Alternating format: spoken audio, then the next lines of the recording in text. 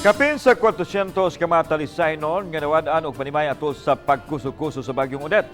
Ang madugang pa sa listahan sa 3,800 nga makadawat og tag 5,000 pesos nga ayuda human ng reklamo. Ang live report ni Femari Dumabok. Fem.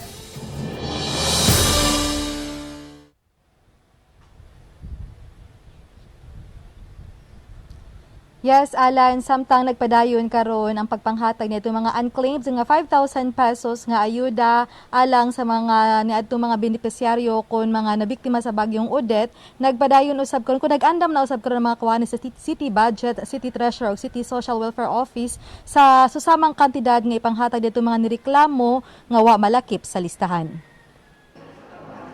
Halos tanang kawani sa City Social Welfare Services padayon sa ilang revalidation alang sa mga pamilya nga gidugang sa lista nga qualified beneficiaries sa tag 5,000 pesos.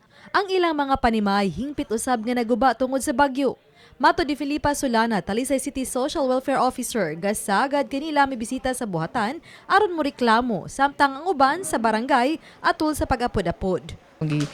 Revalidate ang katong mga pamilya nga nagreklamo. Yes, na revalidated nga eligible sila, so mo natos lang gibuhatag balik og payroll. May of course normal man na mga reklamo maabot, so atong gipa-validate ang mga reklamo, then ang mga grievances na validate na totally damaged, makadawat sad sila. Gihangyo na ni Solana sa City Budget Officer Edgar Mabunay nga himuan og payroll aron katagan sila sa ilang financial assistance. Kuhaon gikan sa Emergency Shelter Assistance Program ang pundo nga gikinahanglan alang sa kapin sa 2,000 pesos nga iapod-apod. Okay raman, dili pa man mi mo overdraft sa among gi-allocate for counterpart sa LGU nga gikuan nga katong gi-download gikan sa DBM. Ipanghatag ang tag 5,000 pesos nga nadugang nga benepisyaryo karong Lunes sa Barangay Bulacau. Mato di Solana nga hangtod karon na lang nila ipakuha ang mga unclaimed nga ayuda. Kini aron makapadayon na usab sila sa distribution sa tag 2,000 pesos alang sa mga partially damaged.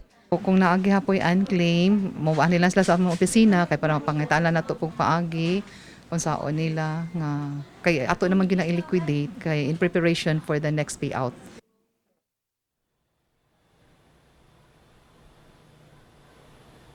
Alan, mato di Solana nga ganihang udto lang moabot gyapon sa dulan pa ka 40 ka mga benepisyaryo ang wa pa makaklaim sa ilang tag 5,000 pesos. Samtang moabot usab sa 40,000 ka mga benepisyaryo ang makadawat unya sa tag 2,000 pesos nga tabang pinansyal. Sugdan ang pagpanghatag niini Martes sa sunod semana. Alan? Daghang salamat, Femari Dumabok.